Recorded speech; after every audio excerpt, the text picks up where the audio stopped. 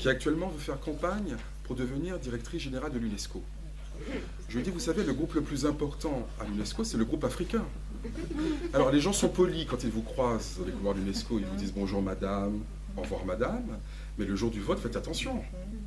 54 pays qui sont vexés, sans parler de toutes les autres colonies d'Asie ou d'Amérique latine, qui disent cette dame-là, etc. Nous, on a fait circuler notre tribune à tous les gens de l'UNESCO. Ils ne connaissaient pas Madame Azoulay parfaitement. Maintenant, ils savent à qui ils ont affaire. Et ils se disent, c'est cette dame-là qui veut diriger l'UNESCO. L'UNESCO est là pour protéger le patrimoine. Et cette dame, en fait, elle est là pour protéger les voleurs de patrimoine. C'est quand même un peu bizarre. Est-ce qu'on a vraiment envie de voter pour une dame comme ça? Donc, je dis à M. Hollande, c'est ce qu'on lui a dit, vous savez, nous on aime beaucoup Mme Azoulay, et dans l'intérêt de sa campagne, on aimerait qu'elle fasse tout ce qu'il faut pour elle-même. Ne le faites pas pour le Bénin, faites-le au moins pour Mme Azoulay. Bon. Sinon, il y avait une question sur le franc CFA. Vous avez parlé du franc CFA, je partage complètement vos analyses. Le franc CFA, au départ, c'est colonie française d'Afrique, et c'est une monnaie qui est battue en France de manière illégale, parce que finalement, ni les pays africains, ni l'Union européenne, à supposer qu'on estime qu'elle ait son mot à dire, n'ont donné leur accord. En fait, il y a un monopole d'émission de la monnaie en Europe qui est confié à la Banque de Francfort. Donc la France n'a pas le droit de battre monnaie, et ni les pays africains ne lui ont donné mandat pour cela, ni les pays d'Europe, et c'est une monnaie qui permet de capter les ressources des pays africains. C'est un peu technique et compliqué, mais en gros c'est ça. Donc vous avez raison, quand vous parlez des multinationales, je vous rejoins complètement. C'est la troisième époque coloniale. C'est un colonialisme encore plus déguisé. La première époque, c'était la colonisation esclavagiste. Et on est passé à une deuxième époque avec le travail forcé. Cette troisième époque est très très différente. Il ne faut pas faire d'amalgame, et vous ne l'avez pas fait d'ailleurs, mais effectivement, il y a beaucoup de problèmes très très très lourds, et cela pose problème. Donc oui, il faut en parler. Ce sont des grandes compagnies que nous devons mettre en cause par tous les moyens, médiatiques, judiciaires, politiques, législatifs. M. Macron le fera-t-il? J'en doute. Il est d'ailleurs l'ami de M. Bolloré. Maintenant, c'est à la société civile, bien sûr, de travailler pour que tout cela soit su et combattu. On va prendre une ou deux questions orales. Et le monsieur avec le t-shirt rouge, là, ça fait déjà un moment. Allez-y, monsieur, posez votre question. C'est sur le travail forcé.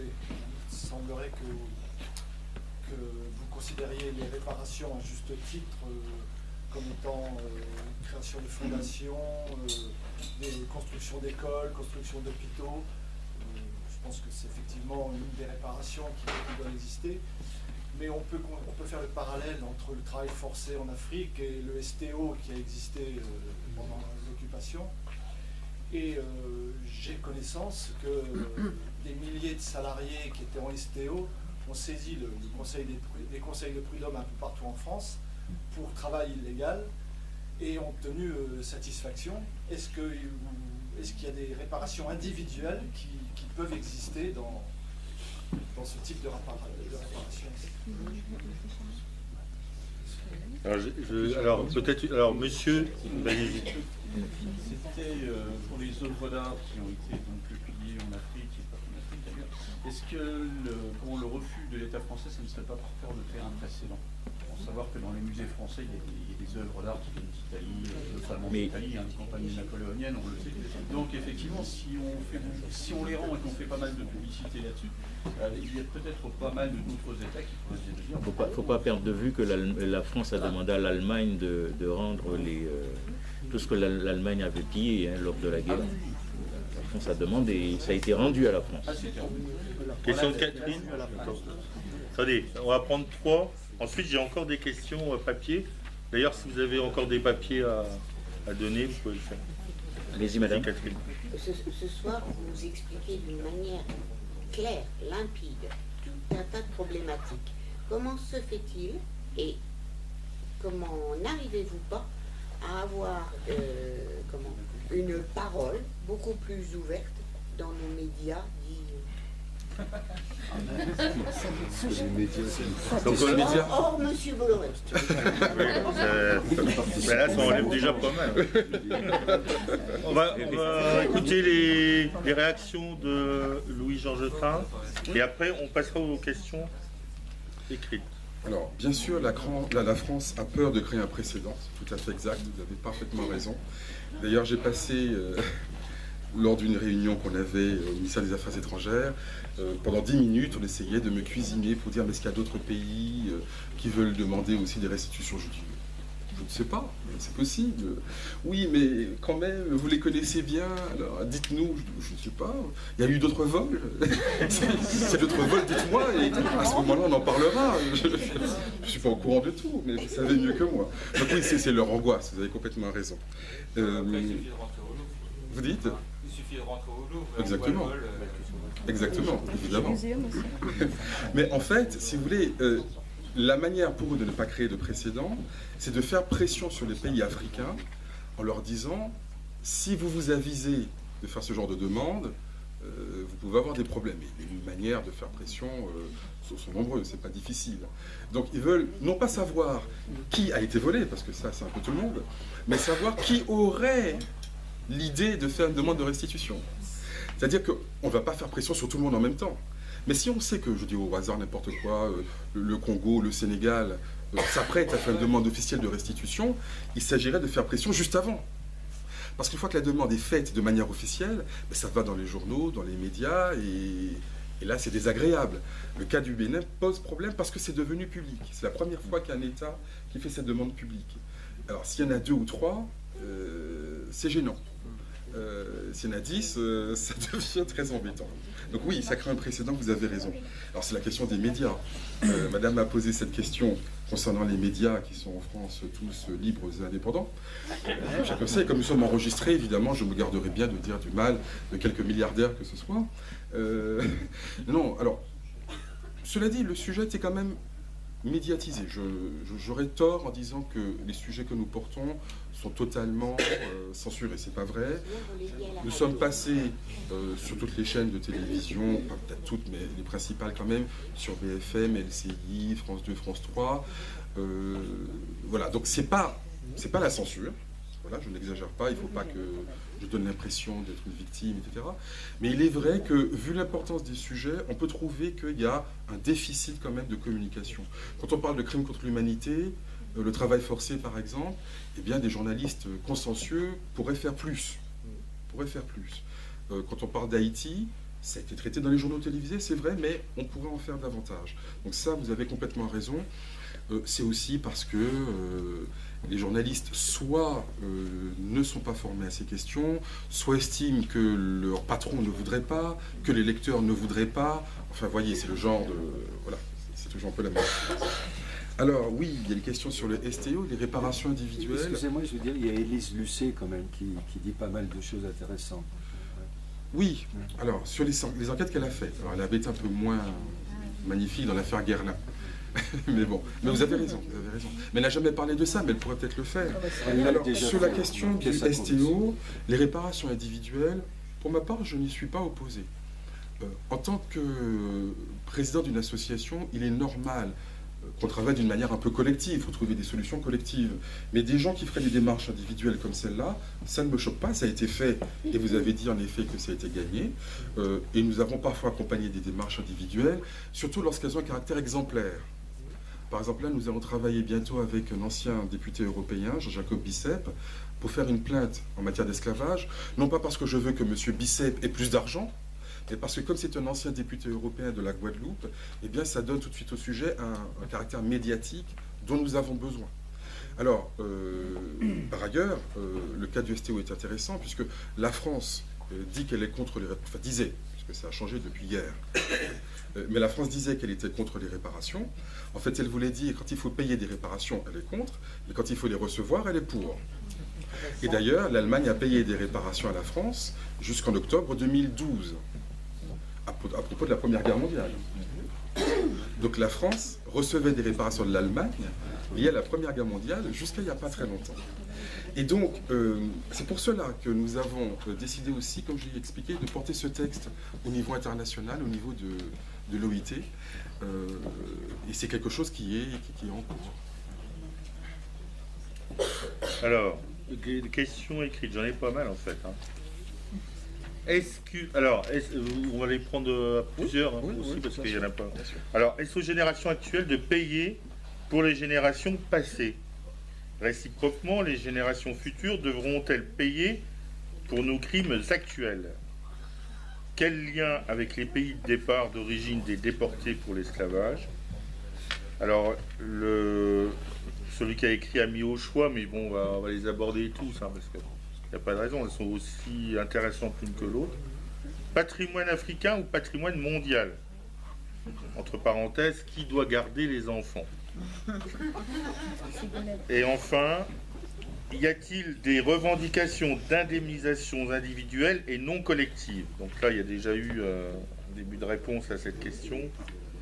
Et puis, la coopération internationale dans tout ça. Et d'ailleurs, j'ai une autre question qui va dans le même sens. C'est l'aide au développement de la France n'est-elle pas un début de réparation financière?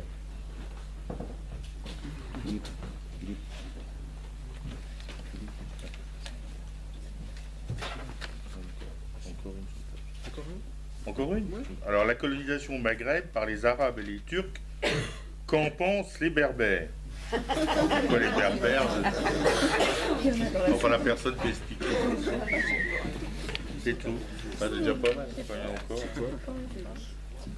Alors, les Berbères, je ne suis pas spécialiste, mais il y a une colonisation en Afrique du Nord, et la même question peut être posée, alors pas par le CRAN, qui n'a pas de compétence ou de légitimité, mais des Berbères se battent pour faire reconnaître leurs droits, et c'est également tout à fait légitime, il n'y a pas de difficulté là-dessus. La coopération et l'aide au développement ne sont-ils pas déjà des formes de réparation? Je dirais, ce serait le cas si l'aide au développement était une aide au développement. Malheureusement, des travaux qui ont été menés tout récemment par un consortium de chercheurs britanniques et sud-africains ont montré d'une manière générale, c'est pas juste sur la France, que depuis les indépendances, les pays africains ont remboursé 6 fois ce qui leur a été prêté. C'est-à-dire qu'ils sont pris dans la spirale de l'endettement et en fait, ils remboursent plus qu'ils ne reçoivent. Et donc, on n'est pas dans une politique d'aide au développement, on est dans une politique d'aide au sous-développement. Donc si l'aide au développement était vraiment une aide au développement, et si on disait on vous aide à cause des torts que nous avons faits, parce que c'est très important de nommer les choses, oui, là je serais d'accord. Mais voyez, c'est très important, au fond le processus que nous appelons de nos voeux est un processus en 3 temps. Reconnaissance, réparation, réconciliation. Il faut déjà reconnaître le crime, dire voilà, nous avons eu des torts vis-à-vis de vous, ce que la France n'a toujours pas dit. Deuxièmement, on répare, et là on peut avoir plusieurs modalités de réparation individuelle, collective, morale, financière, développement, etc. Et après, on peut réconcilier les gens sur la base de quelque chose de clair. Alors que là, l'aide au développement, 1, elle appauvrit les pays, 2, on ne reconnaît rien du tout, et 3, il n'y a pas de réconciliation.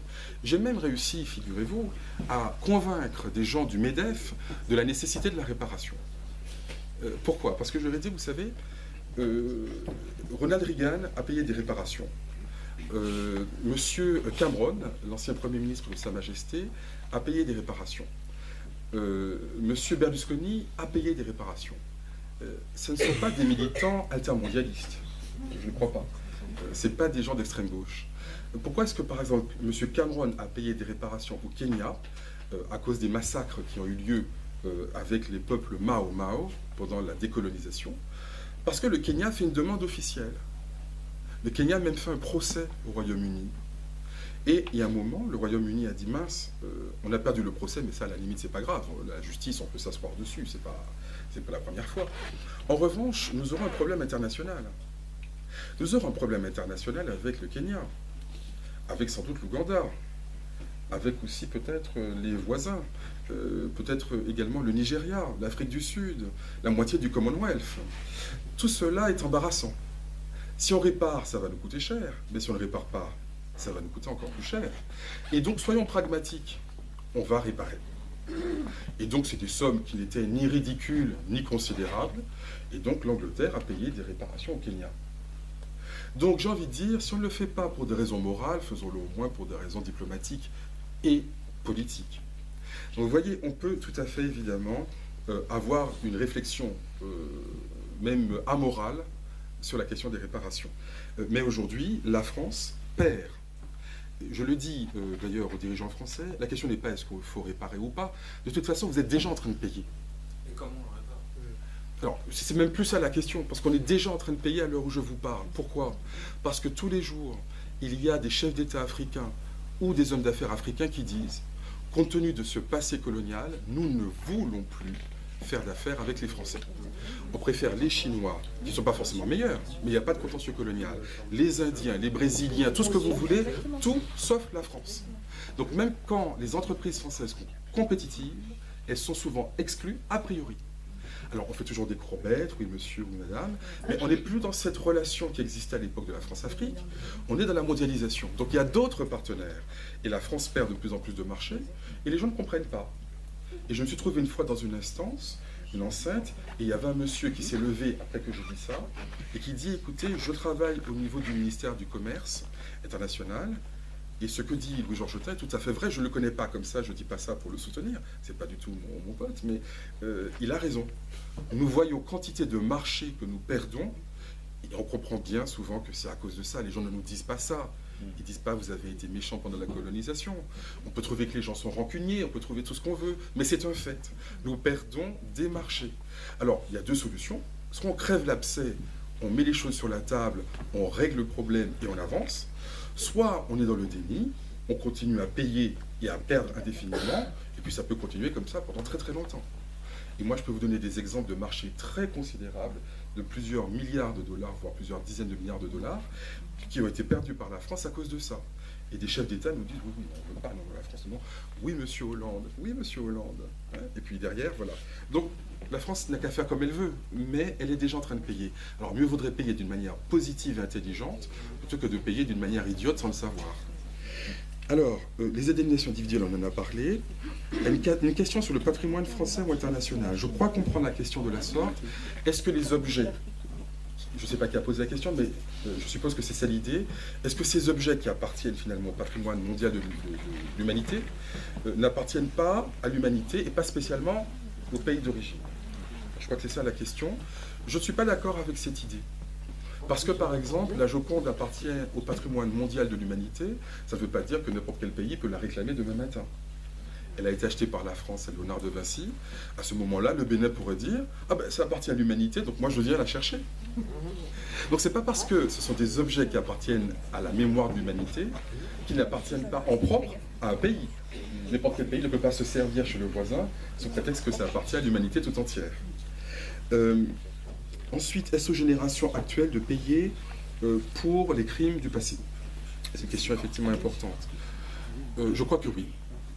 Je crois que oui, pour toutes les raisons que j'ai déjà indiquées. Parce que, de toute façon, nous sommes déjà en train de payer, comme je disais. Donc si on ne paye pas d'une manière intelligente, on va payer de plus en plus. Et ça va nous coûter de plus en plus, en fait. Donc, par ailleurs, ce qu'il faut comprendre, c'est que l'État et les grandes entreprises qui doivent réparer ont été bénéficiaires de tout cela. Quand je parle de l'esclavage, par exemple, l'époque la plus ancienne, parmi les trois que j'ai évoquées, souvent les gens disent, oui, mais quand même, tout cela est un peu vieux, tous les Français n'y ont pas participé, c'est évident, au contraire.